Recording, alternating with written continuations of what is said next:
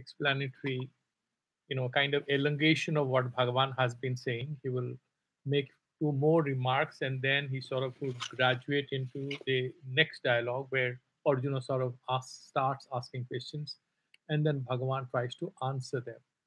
So till now, what we had done is that Bhagavan is mentioning that these qualities that you see in human beings, these subjective aspects of reality, he has talked about these astada apara prakritis and the para prakriti, and then he's talked about this maya, the adhijagya, adhibhuta. So different levels at which this divinity, the ultimate source of all this creativity, is a projection, not as a real metamorphosis or a real transmission of that. That is Brahma Parinamavada. They are refuting it. No, that's not so. This appears like this, but all these are traceable only to that. That is the prime cause, both efficient and material cause. So earlier chapters, like in chapter 7 and 8 and 9, he has mentioned about different kinds of manifestations. Here in this chapter, he mentions that if you want to actually get quick results, that you understand that I'm Aja and Anadi, I'm without a birth, and I'm the first principle to have appeared. Actually, he doesn't appear because he always is. That is the difference between the materialist theories about creation, like Big Bang. Something came into being, but Bhagavan says, I am. I did not come to be because I was always there. So this Brahman, or the foundational truth, is always existence. It doesn't have a past or a future. It only has a present. We are coming for a few seconds in this, not even fractions of a second, in the life of this reality. Therefore, we are anitya. But as part of this consciousness, we are all nitya in a way. But because of the limitations of the body and the mind and the ego principle, which has come to define who we are appearing, all of us. Yeah, Sachala is coming after long days. Maybe she wasn't well. So welcome back. So the key thing is that you have to understand that Bhagavan is real. He has no past or future. He only has a everlasting present. We, because of the limitation of the body and the mind, birth and death, and changes in our psychological and biological being, we think we are limited here. We are mortal because we don't recognize that there is an equivalence between us and God when it comes to consciousness. That is what Bhagavan says, Tattvamasi, that in the state of your meditation, when you free yourself from the limitations of time and space and physical body, you also experience that infinite presence of easiness. And that is where you become Tattvamasi, you are equivalent to God, not because you have infinite powers or knowledge or presence. But in that state of meditation, the pure consciousness that you are and you identify with sort of liberates you. And here, this is what is interesting is that he mentions that in the verse number 4 and 5, he is mentioning about different subjective realities like buddhi, jnana, asammoha, and chama, and satyam, damaha, samaha, sukham, dukkham, bhavo, bhavo, bhayam, cha abhayam eva cha ahimsa, samata, tusti, stapodana, yasu, yasaha, bhavanti bhava bhutanam matta eva prithagvita. Now, if you look at it intelligently, he is here referring to all subjective realities like fear, like contentment, like control, like peace or quietude, like forgiveness, intellect, and freedom from attachment, happiness, sadness, right? And bhavo bhava, as I was explaining, that Ramanuja sort of doesn't treat them as presence and absence in real terms, but again, he's mentioning about that particular mind where you have Shraddha and you have orientation, that is the bhava, and abhava, when you have that lack of that awareness of the presence, he interprets. I think contextually he's closer to truth because we are talking about the subjective aspects of reality, which is samsara. It has a subjective aspect. What is subjective? Which is mental, which is qualitative, which cannot be touched, right? And all are abstract nouns if you look at it in English terms. And then he says that in the beginning you have the Sapta Maharshis and the four Manus. They are all born out of me, because the Puranas and the Smritis kind of identify these people at the beginning of human race.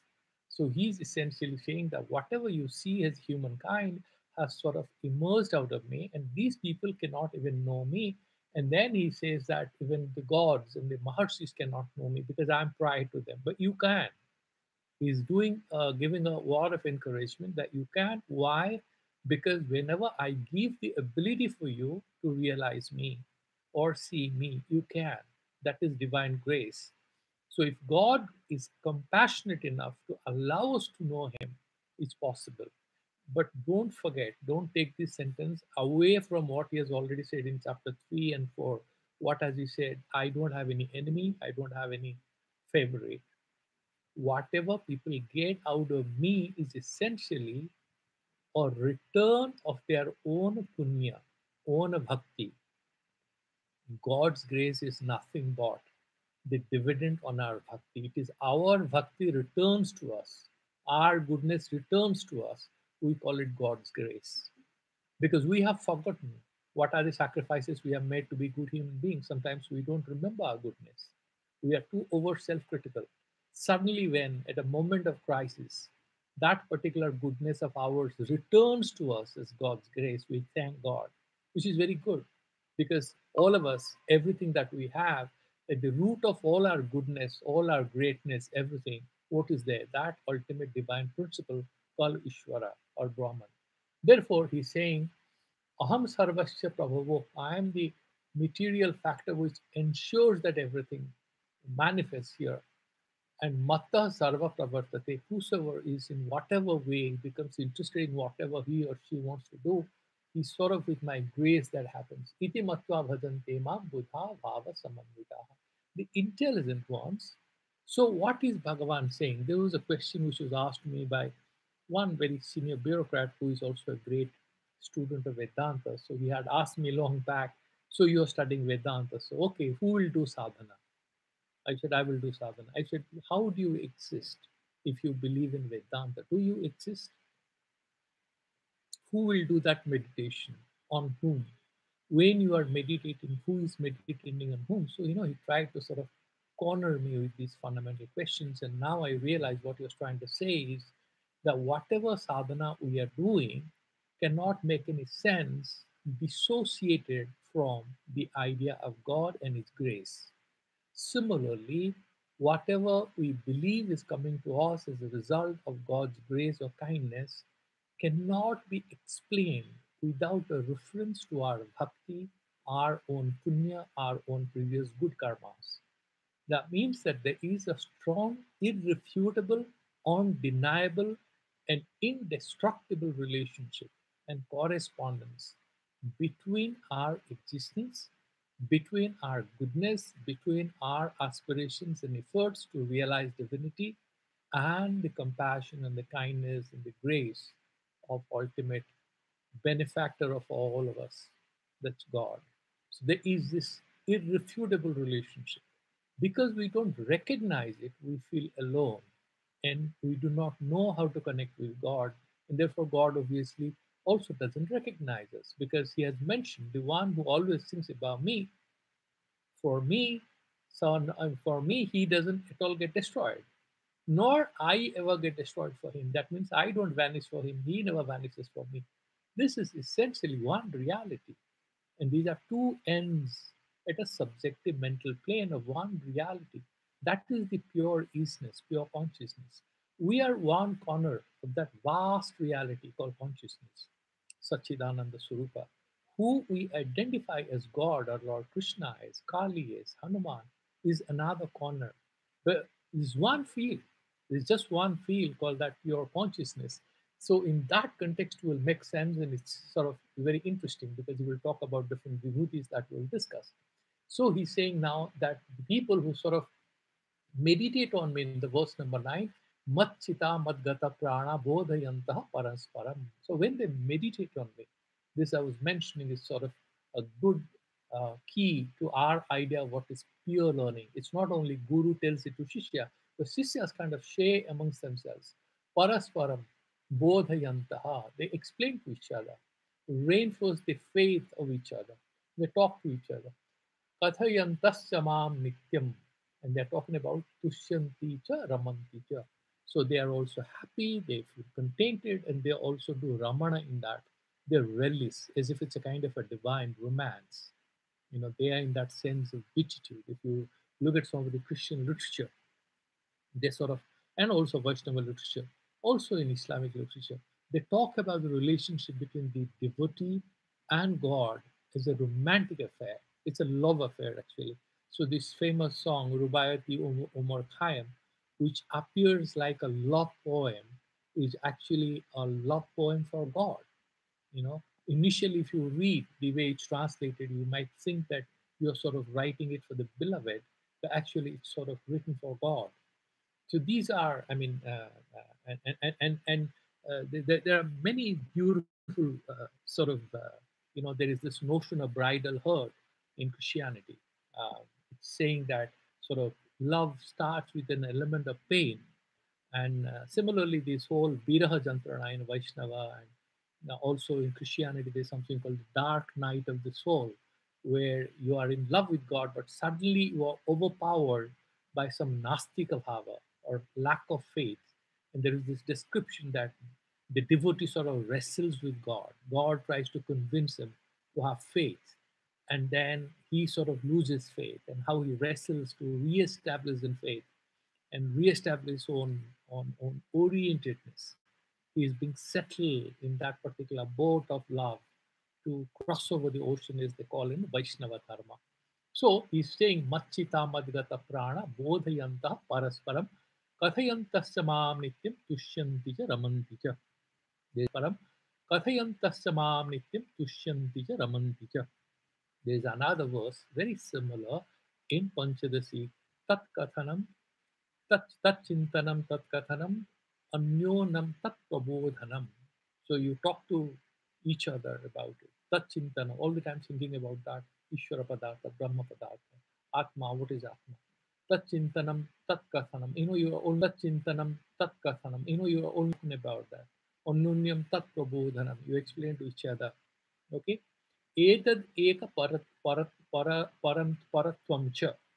This one, ek paratvam cha, Brahma Vyasa Vidur Budha. The wise say this is Brahma Vyasa.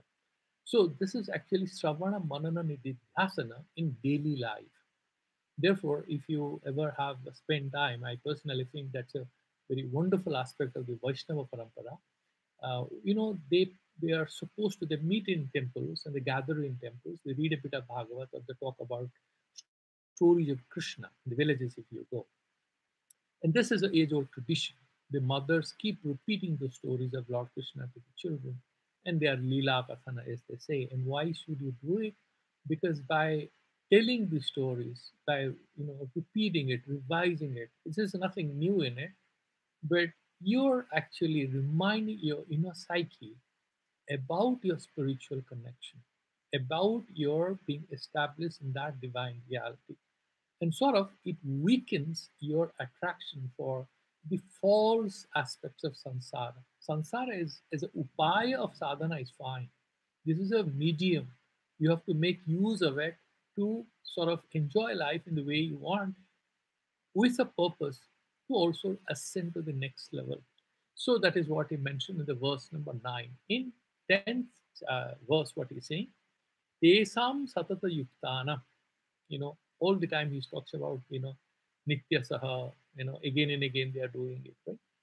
So he's saying, Tesam satata yuktanam bhajatam priti purvakam. Those who meditate on me, priti purvakam. Dadami buddhi yogam tam yena mam upayanti te. They, they get me, prapnunti, they get me. How? With the help of buddhi yoga. What is that buddhi? That tattva darshana. Who am I? I give them that understanding. And using that understanding, they try to connect with me. That becomes easier for them. So tesams, and then what sort of people are they? This buddhi can be only given to those people who are antakarna, suddha antakarna samparna. Their mind is clean and pure and sukshma. So Sukshma Darshana Sakshama. So they're able to see subtle things. Like a bright student understands trigonometry much faster. The medium or slightly dull students find it very difficult, isn't it? But the good students, they very quickly understand it and get into it. They don't have much of a problem. Bhadatam Priti Purvakam. And they are not, there is in Vaishnava Dharma, there is something called Vaidhi Bhakti. And then there is something called Raganuga Bhakti. Vaidhi Bhakti means what? Purvaka. So you should get up in the morning, take a bath, and do some agarbatti to Lord Krishna, or read some Bhagavad Gita, or do some chanting, do 16 malas of Mahamantra. This is Vaidhi Bhakti. So you are bound by rules and regulations. But then there is a higher level. They call it Raganuga, where you are only subservient and obedient to the cause of your love for God. It's like teenagers. You must have seen some Hindi films where these boys and girls create a lot of problems because they are emotionally obsessed with somebody they think they love. I mean, that's the mindset they have at that moment. So these films show that this boy will jump from somewhere, the girl will run away, all these things will happen. What is the presiding deity in their mind? Their lover. What is the most important thing in their life? That emotional thing. They want to fulfill the call of love. Similarly, here Bhagavan says that they do my bhajana, they take my name, they do meditate on me, moved by what? Preeti Purvakam. There is no constraint. They are not following the diktats of any guru there. They have crossed that level. That sadhana is over. Now they are kind of swatah pravrita. They're moved by their own insight, attraction, aspiration for God realization. Okay, so how does let's the first do Madhusudan and then we will go backwards. So you're saying Satatam means Sarvada, Yuktanam. And Yukta means always the yoga thing comes in. They are kind of connected with me. They sort of feel that affinity for me and they don't want to get distracted by whatever appears to be very important in their material lives. It could be a pair of dresses, it could be some food, it could be a tour program, anything. But they are, satata yuktanam, constantly, again and again, connected and reconnected with me. Bhagavati, Bhagavatya ekagra buddhinam. So they are sort of Bhagavati ekagra buddhinam. They are sort of established in me, and they have that concentration. That means if we remember the Patanjali Yoga Sutras, they are already having that Ishwarakara vritti in their mind. The mind is already stable. They have gone to that Nirvichara Samadhi state. They're only thinking about God. Ata eva lava pujakhya. Okay? Lava pujakhya.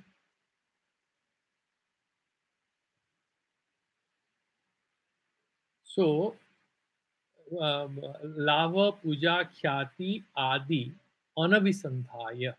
So they are not having any craving for what? They want some benefit. They want to be worshipped. Like you are a great devotee, other people will come and touch your feet. Khyati, you will become very famous. People will know that you are a great spiritual guy who is meditating on Lord Krishna. You are not doing that. Lava puja khyati Adi, and all other such byproducts that people hideously aspire for, even while sometimes leading a religious life. In any particular sect, they want to be noted as a great devotee or something. No, they don't have. Okay? Anavisandhaya. So they don't have that kind of avishandi that I should get it. Preeti Purvakam Eva. Why are they doing it? For the heck of it. Why? Because it's love. You are not doing anything for yourself. You are doing for the other person because you are in love with him or her. Bhajatam. Seva manana. Those who are doing my seva, those who are doing, they are my followers. Tesam, of them, abhikampena. What is the benefit? I give them bhakti, I give them sadhana, which is kampana rahita. There is no distraction. There is no perturbation, no interruption, which generally happens when you try to achieve anything in life. Yogena iti yaha. And then this particular buddhi yogena, yaha prag uktaha, whatever I have mentioned in chapter 6 is how to do yoga and Pag Uktaha, Tam Buddhi Yogam, that particular Buddhi Yoga I give. Mat Tattva Vishayam, what kind of Buddhi? I give them jnana about who am I, what is that Tattva, what is the Ishvara Tattva. That, this whole thing in chapter 7 he mentions, after he mentions what is Adi Vultika, what is Adi Jakyam, Adhyatmya. He's mentioned all that. Who is he? That all of us are in him. He's not in us. But actually, we are also not him. He is everywhere. The relation between Akasha and the atmosphere, all those examples is given to explain what is that Brahma Tattva. Mat Tattva Vishayam Samyak Darsanam Dadami. I give them comprehensive philosophy, a comprehensive understanding of the divinity, of the divine principle. Utpadayami. Dadami means what? I don't give it. It's not a material gift that you will hand it over to them. It is there in some understanding in them. And it is there in them in the form of a potency or potential, whatever you call it. It's there as a possibility in that bhakta. And once he gets connected with me, that gets ignited, reinforced. That sort of expands. It's like there is a seed, and that seed comes in contact with moisture and some earth material. What happens? There is, the sprouting starts taking place, isn't it? The particular seed starts sprouting, and there is, you have a small sapling coming out of it. So the possibility was there. It was already hiding there.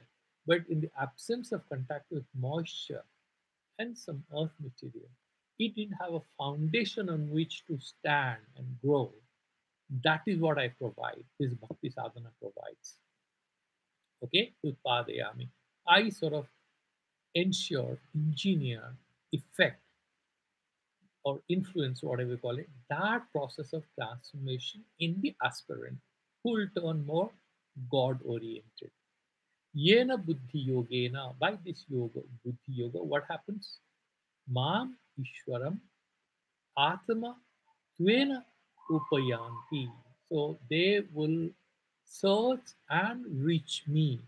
In what form? As Vasudeva holding or Basurian standing next to Radha? No, that is the beginning phase.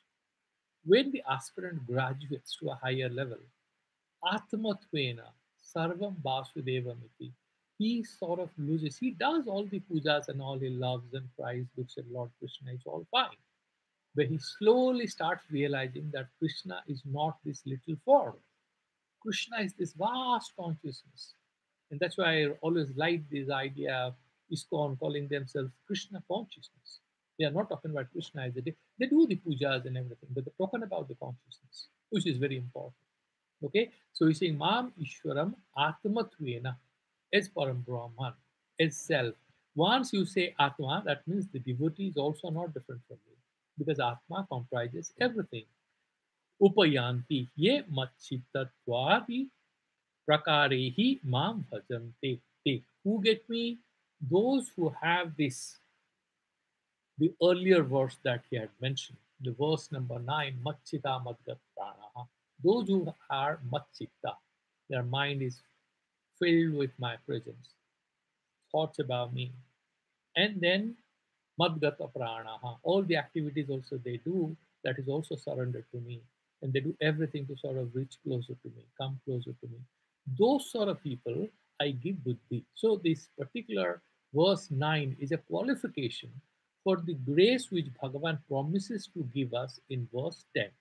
Okay, now let's look at how sort of Shankaracharya um, discusses this. Shankaracharya says, Tesam Satyuktanam Nitya Abhyuktanam Nibrita Sarva Bahya Asanana. So, there are three asanas. You have to drop them to be able to become a pure sannyasi. One is Uttarasana. You need to have a child to expand your the genetic bloodline. Lokeshana. You need, like you want to have Matya Loka power, or you want to go to Swarga Loka, so you'll do a lot of karma kandas. Lokeshana and Vitteshana. Vitteshana is what? Getting money for doing dharma. Lokeshana, Putrishana, Vittishana. These three Eshanas, these are Vahya Eshanas. Now you will ask me, don't you think, a lot of people say, don't you think Buddha was also talking about some desire? Because desire for moksha is also a desire. No, that's not the right question to ask. He's talking about a Bahya Esana, whatever is materially going to distract you. Having the desire to entwine with God, to realize the self, to study, these are also vasanas. But what sort of vasanas? They are exalted vasanas. They purify, they make our consciousness sharper. Okay? Eshanam bhajatam seva mananam. Okay? Nibrita. So they are removed from this bahya eshanam and they're doing my bhajanam. Kim arthitvadina karinena na ityayah. Priti purvakam. Are they doing it for some money? Because they'll, for example, a lot of people, like, for example, I remember, uh, so some people will pick up some fashionable habit to mention that in their city. It could be about some green movement, or it could be that you join a vegan party, or cruelty against animals. You go and join.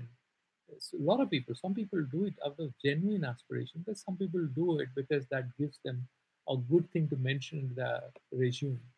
Then they can sort of apply and then mention that I have been doing X and Y. I'm a member of so many civil society groups. It's not that sort of thing. There is no purpose outside of it. So he's saying, Priti Purvakam, Priti hi Sneha.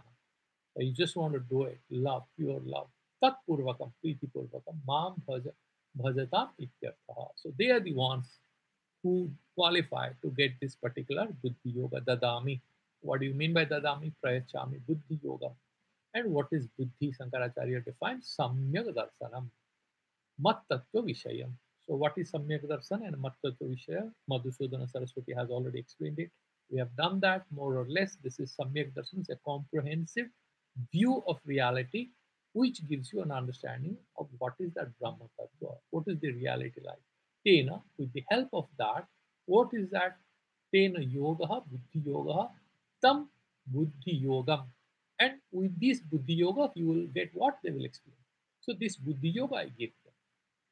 Yena Buddhi Yogena, with the help of which Buddhi Yoga, Samyak Darshana Lakshinena, this Buddhi Yoga, which is generally understood and defined as what? Samyak Darshana, a comprehensive understanding. They do what? Mam Parameshwaram Atma Bhutam Atmatvena Upayanti. With the help of the Buddhi Yoga, so this Buddhi Yoga is like an instrument that is not Atma Jnana, the Buddhi Yoga and Atma Jnana. Atma Jnana is the Upeya, the goal. Buddhi Yoga is the Upaya, the means. Buddhi Yoga involves some understanding of Vedantic concepts, but that is not the ultimate Atma Jnana that Bhagavan is talking about here. By reading, by discussing, and by talking about God, these are means, instrumentalities that we employ to purify our consciousness so that we can become aware of that Atma Tattva. So then we can get Atma Jnana. Atma Tvena Upayanti Pratipadyanti. So they get me not as a deity but as Atma, which is Sarvatmaka. And they are also the same. Ke, who are they? Ye, te, ye, machitatvadi prakare mam bhajati. Who are these guys who qualify? Those who have explained in verse number 9, they follow me. Kimartham, why should they do it? Kashyava. And for whom? Tvat pratibandho heto nasakam buddhi yogam tesam. Okay? Tvat bhaktanam dadasi iti apekshayam aha. So in the next verse, why you give it and for whom you give it. Bhagavan will expand it in the next verse. Now, if you look at other commentators, I sort of um, not seeing anything terribly interesting. Okay, what is Buddhi Yoga? Let's look at it by other commentators who are bringing in some extra value. Purushottama, he's a Bhakti Parampara. He interestingly mentions what is that Buddhi Yoga. He's saying Mat Tattva Vishayam. That's what Madhusudana Shankaracharya mentioned. What he says, Purushottamaji, he's saying Mat Swarupa Anubhava Atmaka It's very interesting, is it? Mat Swarupa Anubhavaatmaka Bhaktyupaya Rupam. See, because he's a devotee, he's a devotional school. So he's saying, I'm talking about Bhajante Mam. They are also doing meditation on me. They are doing my Nama Sankirtana, but there is a deficit. Mat Swarupa Anubhava. What is that? My Swarupa Vasudevam Sarvamiti. Mat Swarupa Anubhavatmaka Bhakti. That bhakti, not the bhakti of bhajana, kirtana, shravana, lila, kathana, that will they do.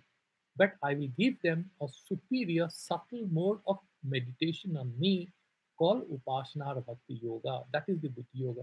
Yena te mam upayanti papnuvanti. Okay?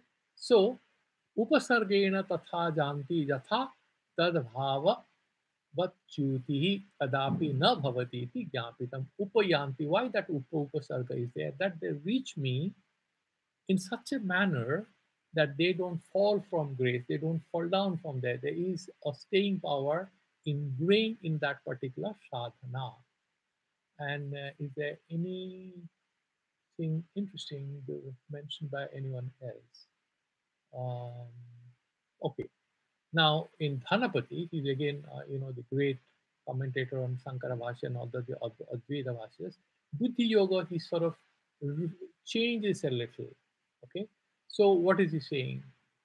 Samya Jnana Lakshana, which is same as Swarupatmaka Anubhava. Same thing is Samya Jnana Lakshana.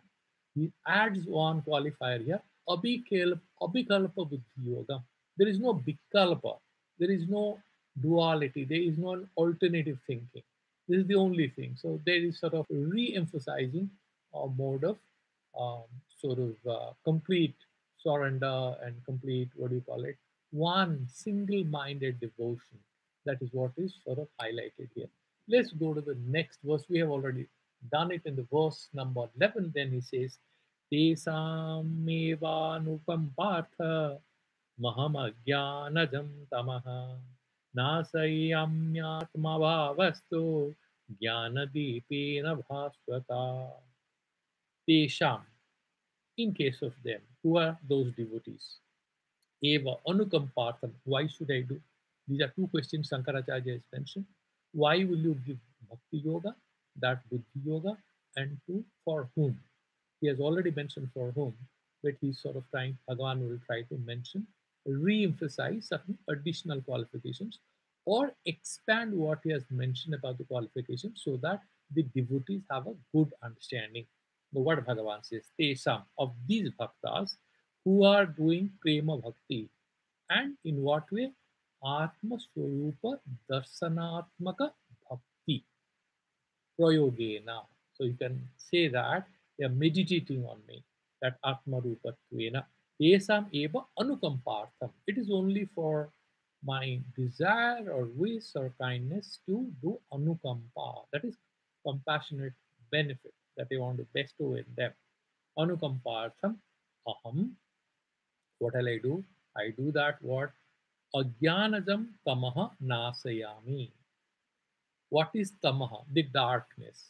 And the darkness does what? It prevents you from seeing the truth. That darkness, and they will explain more what is that. Darkness is which is born out of ajnana, or the darkness born out of ignorance. I destroy the darkness of ignorance in simple terms. I destroy. Why? Because I want to benefit them. They are dear to me. I know they're innocent, they're in love with me, and they see me as not different from them. So obviously they are touched by my light and the benefit.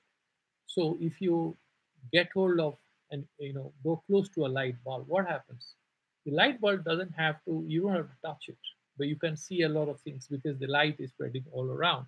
Similarly, here he's saying that anukampartham, but if you look at it, there is a logical interrelationship. Because you're going to God, you anyway benefit from his compassion and empathy or whatever grace, because he is the epitome of love and grace. So the moment you go, it's like you're very hungry, but you enter into an apple orchard. You don't have to look for food. There's food everywhere. You have fresh apples to eat. If it's a fruit orchard, you have a lot of fruits, isn't it? You're very thirsty. You get into Ganges. Do you have to look for water? No, you can just drink the water because you're already there in that particular river. It's like that. So when he says, I nasayami, I destroy, but actually it means they are entering into the sphere of light. I would say that way. Nasayami. Okay. Atma bhavastu jnana deepena. How do I destroy? See what I was mentioning is coming in this. I don't put an external torchlight for them to remove the darkness in their soul or darkness in their mind or in their being. Atma bhavastu jnana deepena. When they become Atma bhava samparna, they are established in the true self. That means what? The false identifications that I am a boy, that I'm a girl, I'm rich, I'm poor, I'm fat, I'm thin, I'm ill, or I'm healthy. All these identifications are removed. And then this person or the devotees is able to quickly realize God or meditate on Him. And then, because the fetters on his consciousness are removed, this particular lamp of consciousness which is burning in him, but he was not benefiting because this particular lamp of love and light and truth, which was burning in him, that pure consciousness, was kind of clouded because Bhagavan has mentioned about three ways in which our ajnana prevents us from seeing who we are. What are the three examples he had given, if you remember earlier? First thing is the way he mentioned a mirror doesn't reflect a face properly because there is a bit of dust in it, right? The way Adarsha, Malena Abritaha. So you remove the mala, then you can see your face. Then that dhumena abriyate agnihi, this fire is abrita by smoke, so you cannot see the fire. That is the first, slightly diluted. A little more diluted is that mirror. And finally, ulbena, that particular uterus which covers the baby, completely hides it, isn't it? Till the baby is inside the uterus, you don't know whether it's a boy or a girl, it's living or dead. The mother can feel, but who knows? What is the proof? Whatever is there inside. So sometimes our mind is completely covered up with ignorance. So these are three levels of ignorance. One is mirror, the other one is bhuma, and then you have the uterus. These are the three ways in which Bhagavan has mentioned how ignorance can cover up the truth consciousness or the light of consciousness which is burning in us, the lamp of consciousness. He's saying, I destroy his ignorance by the lamp of consciousness, which becomes evident in that devotee when he becomes Atma Bhavastha. Don't you think you can jolly well talk about it even without mentioning God? The Sankhya's do that. The Sankhya's do it. The Buddhists also do it. They remove God, but they talk about consciousness. They talk about pure consciousness. They talk about moksha. The problem is for us that we talk about the divine principle as the eternal truth which exists everywhere, because everything requires a foundation and we are talking about the unity. So we are not nirishwaravadis, and therefore this grace and God, and end of the day, even in Buddhism they have this meditation, pure land meditation, where they chant the name of Amitabha, and they also sort of, in the Tibetan school, they talk about Tara and Saraswati and Manjusa and Padma Sambhava. They do a lot of meditations and prayers, and for us, these are all Sopadika Brahman. It's not a problem. Names and forms, meditate, not a problem. You get the benefit. All that they are saying is these are all consciousness only. They don't want to use the word Atma, and we do. That is the only difference. Tesam eva anukampartham aham ajnanajam tamaha nasayami. So I destroy that darkness.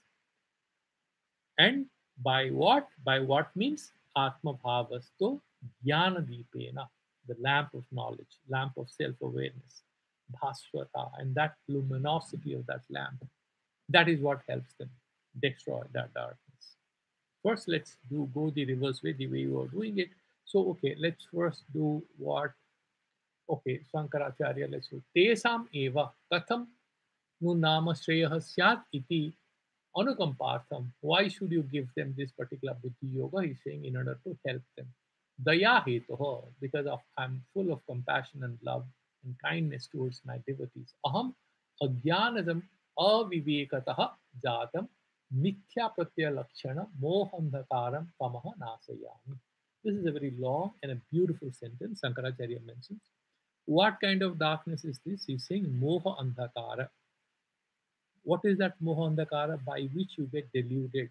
You focus on the wrong thing. You see the body as soul. You confuse your pure nature with your historical, temporary, outward manifestation in a biological form, in an intellectual form, in an emotional form. So he's saying this kind of moha removes it. And then what he says, Mithya Pratyalakshanam. This moha andhakara also leads you to a false understanding. That is why it's dark, because it doesn't allow you to see the truth of light. Mithya Pratyalakshanam. Like for example, there is a rope, but you see that as a snake. Tamaha nasyami. I destroy. And this particular darkness is born out of ignorance. Anadi ajnana. Atma bhavasta atmana bhava atma bhava. What is that atma bhava? The presence, the truth, the nature of the self, atma bhava. तत्सम उसमें जो है आत्म भावस्थ आत्मना भाव अंतकरणाशय आत्मभाव is saying that atma here is the mind antakarnasaya tasmini eva sthitah san. When you are there established in your own manabuddhi ahankara, tasmineva sthita san jnana deepena. That means when you are meditating using jnana deepena. What is that jnana deepa? He is also explaining it. Viveka pratyaya rupena. What is that jnana deepa? It's not a physical lamp. The knowledge doesn't have any physical light to emit or anything. By jnana deepa, he is essentially referring to your sense of discrimination, your viveka jnana. What is viveka? Nitya nitya vastu viveka. What is real? What is unreal? What is permanent? What is impermanent? Viveka pratyaya rupena bhakti prasada sneha avishikitena. And this particular, viveka is enshrined, fortified with what? Bhakti prasada sneha avisiktena. It enshrined in that solid foundation of devotion in me. And that particular devotion is the benefit that there is a stability of faith, that sort of doubtless um, truth. Um, you know, it's like clinging to truth. You're sort of clinging to truth, and this clinging is not unstable, but you are properly enshrined because of your devotion. Mad bhavana avinivesha. Okay, so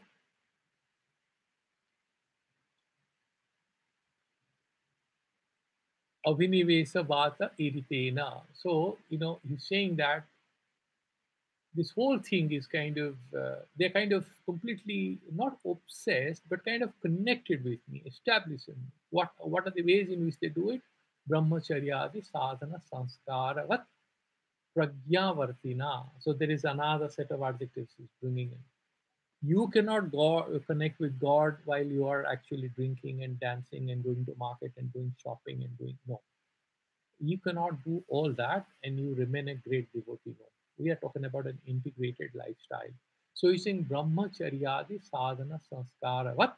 Pragyavartina. What kind of pragya or intellect or opening of the mind that we are talking about?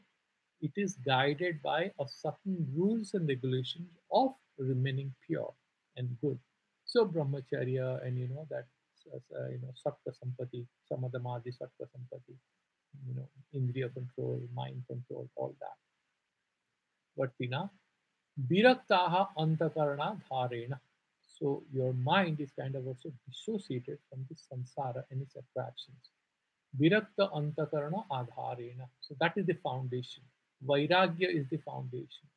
Vishaya bhavita chitta raga dvesa kalusita nivata apa apavaraka sthena. So this is again long extension of that particular extension. Vishaya bhavrita. Vishaya is external sense objects.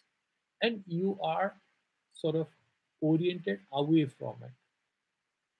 Chitta raga dvesa and kalusita nivata apavaraka apavaraka stena. So what he's talking about is that you sort of removed and you have intelligently diverted your consciousness away from the external sense objects and associated emotions or mental formations you undergo when you think about the external sense objects. What happens to you?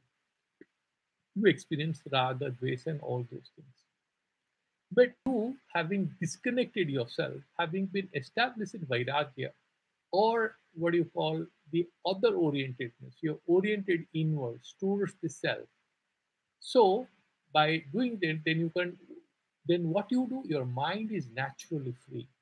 And then you are not only trying to run away from the samsara or external objects, but you are doing nitya prabhita ekagra dhana janita samyak darsana bhaswata jnana deepena ityartha. So it's a very long journey, isn't it? He's saying, first, he's saying that this jnana deepena, what does it mean? He's saying viveka pratyaya rupena. So he gives you that discrimination. How that discrimination actually comes to you, with the help of which Bhagavan will remove your ignorance. He makes a long statement, Shankaracharya. First thing, your mind is oriented away from the external objects, Bahari Sansar. And then associated mental formations, it's also free from them. Raga, Dvesha, attraction, aversion. Whatever you think is bad, you are running away from it, which will give you pain. Whatever will give you sweet emotions, experiences, you call it good. Then you have raga. This raga, dvesa, mental formations, you sort of remove out of it, and then you are not disturbed by this. Then you are not lazily sitting. That is not good enough. He's saying what? Then you are doing nitya prabhuta ekagra dhyana janita samyak darsana bhasvata. Your consciousness is kind of oriented towards God with the light of your concentration. In this concentration, you are doing nitya. So constantly, without, because he has already mentioned that satata yuktanam, because and the premna, prema bhakti yuktanam. So he has already mentioned that. So these devotees are constantly meditating on me, and they are meditating, they are doing yoga, their minds are pure, and then I purify their consciousness enough that the jnana deepa starts, the flicker becomes a big flame and the darkness is removed. Now, this you can, as a rationalist, say is also possible if you make steady efforts at your own end, even without turning very theological in your approach. All that is mentioning is when the consciousness becomes purer, when the consciousness is free from the fetters of attraction and aversion vis-a-vis the external world of whatever is pleasant or unpleasant, which creates some mental formations in us, and then that mind becomes steady, becomes quiet, and meditates on its own presence as part of the divine reality. The darkness of false identifications is removed by that light. With the grace of God, Bhagavan is assuring. So he is making a conditional assurance. He has earlier made certain assurances in chapter 9 that my bhaktas never die. I hold their hands. He has said all that. But here he is clearly making a clarification on that, saying that if you want to actually get Atma Jnana, Buddhi Yoga, with which you can reach me without any obstructions or distractions. Remember, you have to do all that. So, tesam anukampartham ahaman ajnanajam tamaha nasayami atmabhavastu jnanadipena bhaswata. So, this 10 and 11 verses, if you look at it, he is making that clear. Okay? And then he says what? Um, so nitya, then he says Jnanadeepa Nityartha. Yathoktam Bhagavata Vibhutim Yoga cha Srutva Arjuna Ubacha. Then Arjuna will ask more questions about it, but let's look at how sort of Madhusudana Saraswati explains it. तेषाम् एव कथं श्रेयः स्यात् इति अनुग्रहार्थम् आत्मभावस्थ आत्मान्तकरण वृत्तौ आत्माकार अंतकरण वृत्तौ विषयत्वेन स्थितो अहम्. When they are meditating on their self as the Vishaya, as the object of their meditation. That is the Vishaya. They are not meditating on the samsara. And then he's saying that is because I want to do that anugraha to them because they are already are Atma Bhavasta. Sito Aham Swaprakasha Chaitanya Ananda Dvaya Lakshana. I am that. I am already within them in the form of the Jnana Deepa, I appear. Swaprakasa Chaitanya Ananda Dvaya Lakshana. There are two aspects to it, the truth and the bliss, Sachidananda Swarupa. So I am that Swaprakasa, self luminous. The other one is I'm blissful. So the light and bliss, both is mentioning Ananda, Dvaya Lakshana, Atma, Tena Eva. I am that Sachidananda Swarupa. So Chit and Ananda mentioned, and then he is the Sat, Atma, Tena Eva, Mad Visaya, Antakarana Parimana Rupena.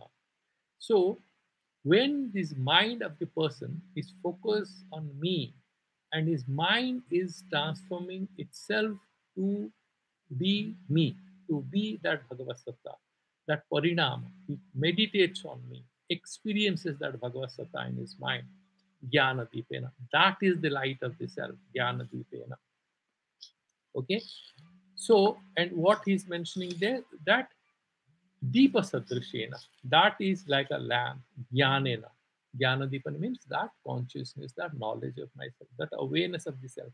Bhashvata.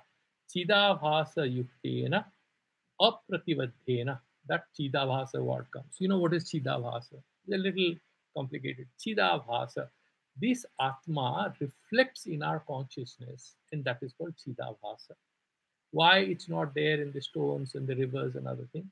Because the consciousness, that reflector is not good enough.